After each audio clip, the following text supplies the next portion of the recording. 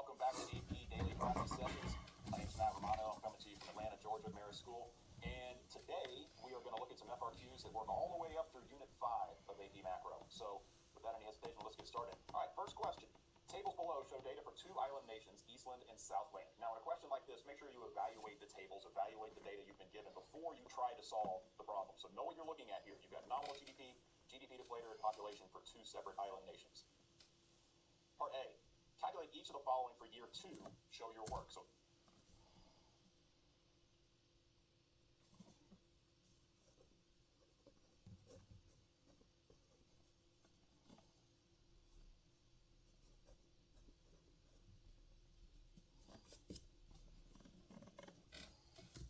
make sure we're working with that bottom row, year 2. Our verb, calculate, we're going to be doing some math here, doing some numbers. Show your work.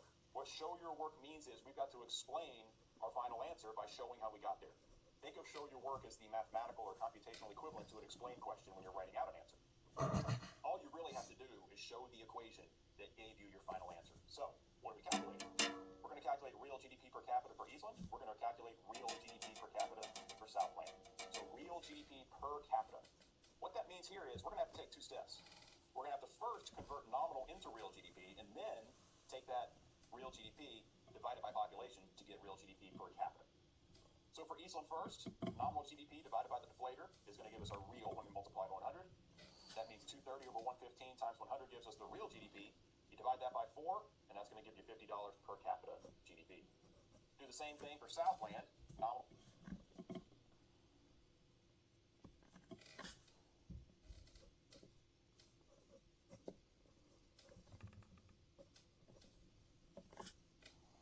GDP over GDP deflated, that's 500 over 125. Multiply that by 100, divide by 4, and that's going to give you a real GDP per capita of $100. Therefore, your real GDP per capita in Eastland is $50 and Southland is $100. Part B, if Eastland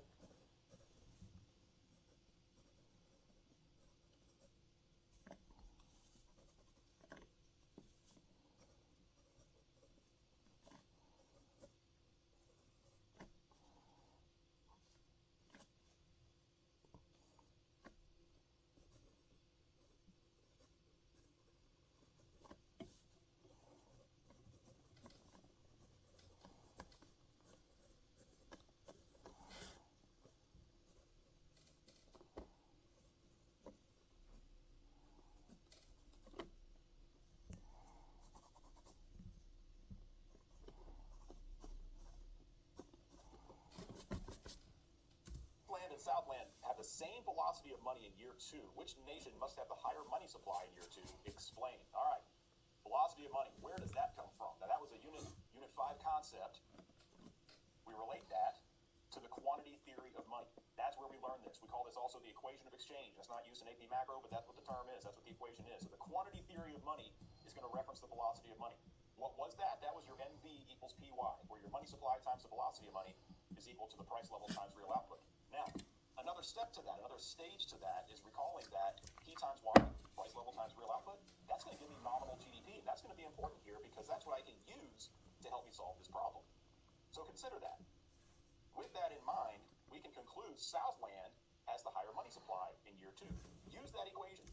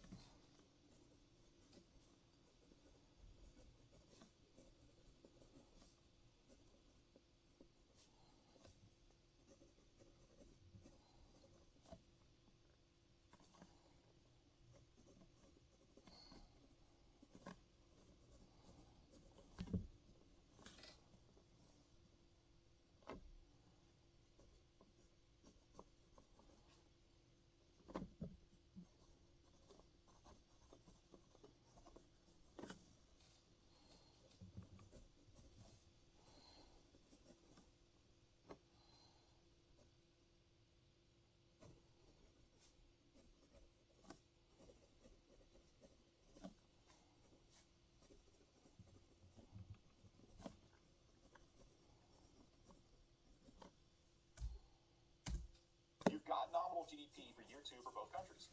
Since the two nations have the same velocity of money, so V is equal in both of these, Southland has the higher nominal GDP, Southland must have the higher money supply. In other words, P times Y is higher in Southland than it is in Eastland. And with V being the same, M must be greater in Southland. Use the equation. It is a tool, and it's a tool that's supposed to help you understand the concept. Use it. That's what it's for. Part C, Southland produces consumer goods and capital goods. While maintaining full employment, Southland decides to allocate fewer resources to the production of consumer goods. What will be the effect on the long-run economic growth rate in Southland? Explain. There's my verb again. So, we're going to maintain full employment. I read this, and I start thinking PPC.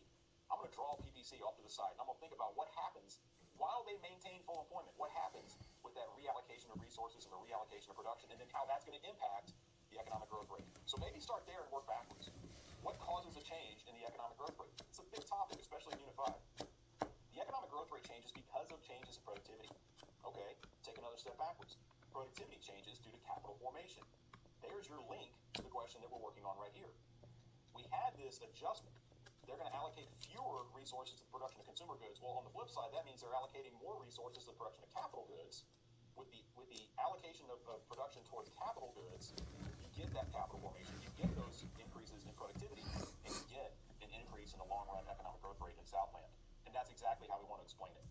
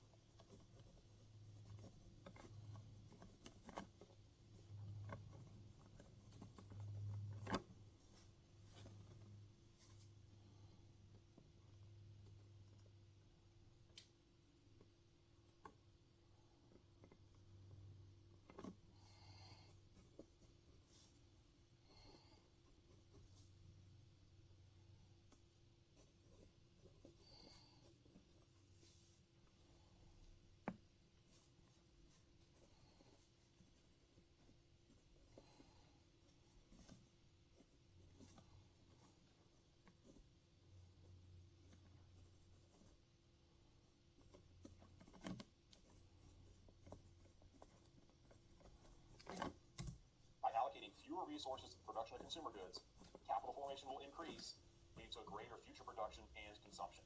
And that's what we're talking about here. All right, new question, number 2. Greenberg's economy is in short-run equilibrium with an inflationary gap of $48 billion, and the marginal propensity to save is 0.25. The expected inflation rate is 8%, and the natural rate of unemployment is 7%. There's a lot of data being thrown at you here in that introduction. I'm jotting it down to the side. I want to know what they just told me, and I want to kind of keep it all straight. So start here. You've got an inflationary gap. Output is beyond full employment. Based on the Phillips curve model, that's Unit 5, so that's where we are now, is the actual inflation rate greater than, less than, or equal to the expected inflation rate of 8% in Greenberg? Explain. So really, we have a multiple choice question based on the Phillips curve. We've got to select greater than, less than, or equal to, and then we have to explain how we got our answer. So, the expected inflation rate was 8%, our natural rate of unemployment is 7%. We can show these on our Phillips curve. Now let's make a mental note here. The question didn't ask you to draw it. You don't have to draw the graph here. You can. You can draw it as part of your explanation. I'm going to draw it just to help me solve the problem. I want to see it. I need the visual. So I'm going to draw this off to the side, sketch it out so I can visualize what's going on. So here's my Phillips curve, long run and short run Phillips curve. I've got my expected inflation rate, my natural rate of unemployment, which they stated here were 8%, 7% respectively. But now I've got an inflationary gap. So what I'm showing here is not our current situation. Our current situation looks like this, where we're dealing with an inflationary gap, which means unemployment is less than the natural rate. And as a result, our current inflation rate is higher than expected. And that's the answer to the question. The actual inflation rate is greater than the expected inflation rate. How do I explain that? With an inflationary gap, the actual unemployment rate is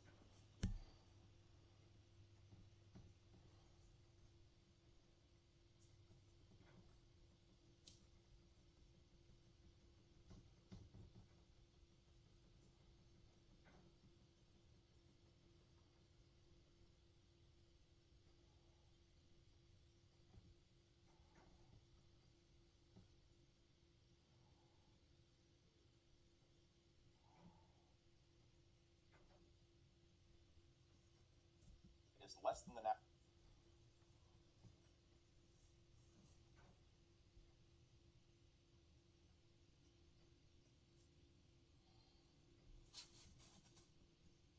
rate of unemployment, or you could say short run equilibrium is to the left of long run Phillips curve. And you can use the graph in your explanation. You can draw a graph. You don't have to. It didn't tell you to, but you can. That is acceptable. Part B, didn't tell you to.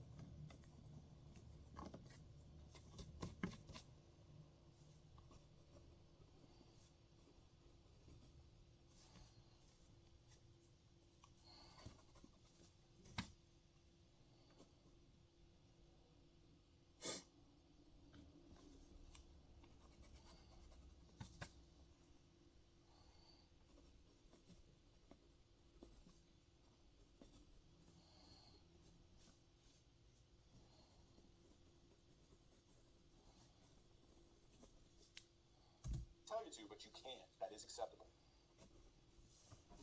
Part B, assume the government takes no policy action with regard to the state of Greenberg's economy. Okay, so the government's going to sit this one out for now. What are they asking? Connect that to a concept. That concept is long-run self-adjustment. We learned that all the way back in Unit 3. So we have an inflationary gap. And what the question really is saying is, how do we explain that long-run self-adjustment process, and what does it do to the actual rate of unemployment in the long run?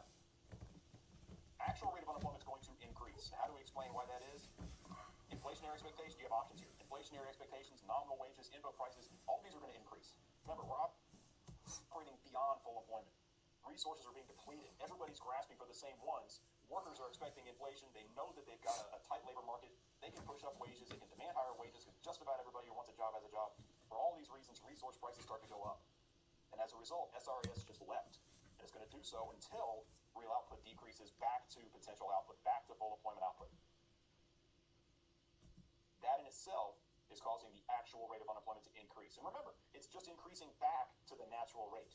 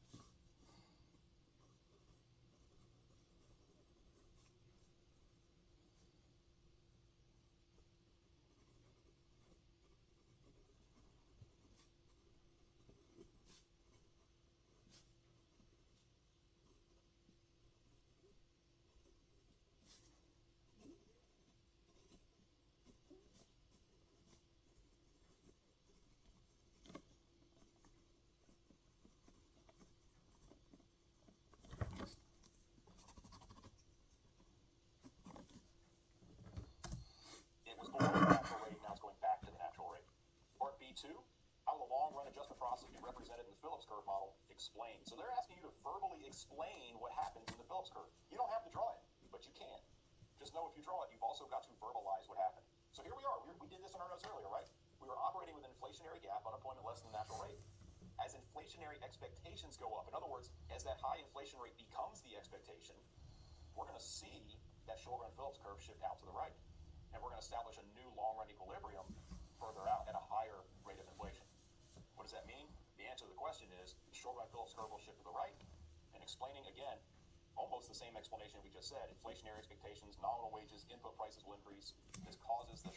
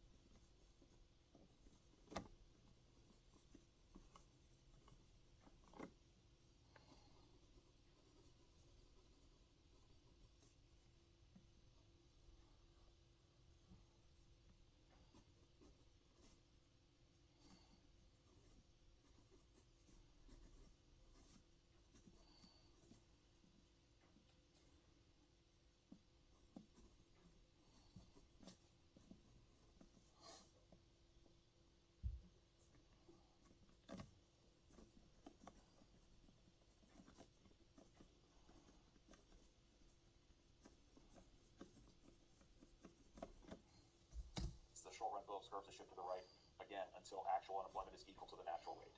There's a new expected inflation rate, and that's what causes that short-run Phillips curve to shift right. Back of your mind, keep this in mind. For any given short-run Phillips curve, there is only one expected inflation rate. When it changes, the curve shifts. All right, part C. Assume instead of waiting for long-run adjustment, the government of Greenberg is considering using fiscal policy to address the inflationary gap of $48 billion. So we still have an inflationary gap. They're going to use fiscal policy. If the government chooses to decrease deficit spending, calculate the minimum change in government spending required to decrease aggregate demand by the amount of the inflationary gap. Show your work. So there's my verb, calculate. I got to calculate something. I've got an MPC of 0.25. This is a multiplier question. Anytime you see MPC, your brain should just go ahead and go there. There's probably a multiplier coming. Maybe not 100%, but probably so. As a reminder, this is how we use the multiplier. We've got to find the multiplier first, and we've got to determine the desired change in aggregate demand. So in our equation, which we have to show, I'm going to say the change, the desired change in aggregate demand divided by the spending multiplier is going to give me my answer. With a $48 billion inflationary gap, they're looking to decrease aggregate demand by $48 billion. So that goes in our numerator. Our spending multiplier is 1.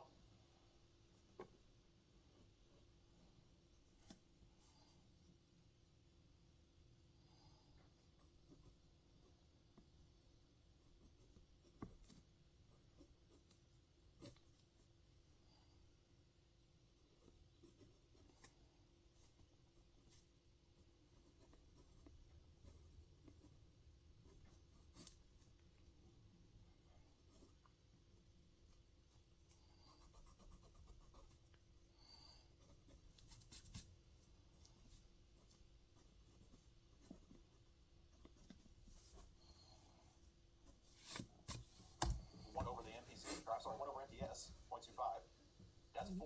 Our negative $48 billion desired change divided by 4 is going to give you negative $12 billion. Our answer is a $12 billion decrease in government spending. How will the effect of the government action in Part CI be represented in the Phillips curve model? Explained. So now we're thinking about movement along versus shift of the Phillips curve. In our previous question involving the Phillips curve, we had a shift because that was short-run aggregate supply. It was reflecting that. Here, we have movement along. Fiscal policy is going to involve a shift of aggregate demand. When aggregate demand changes, we're going to move along the short-run Phillips curve. So in this particular case, we have a contractionary fiscal policy. AD is shifting left. That leftward shift of aggregate demand is decreasing output. It's going to decrease employment, which increases unemployment. It's also going to decrease price levels, so we can anticipate a decrease in inflation. That's movement down along to the right on the SRPC. The government's decrease in spending will be represented by movement down the short-run Phillips curve. I'm talking down to the right. Think of it as like southeast. To explain that, again, connect that back to aggregate demand. The decrease in government spending will decrease aggregate demand, which will decrease real output, increase unemployment, and decrease price level.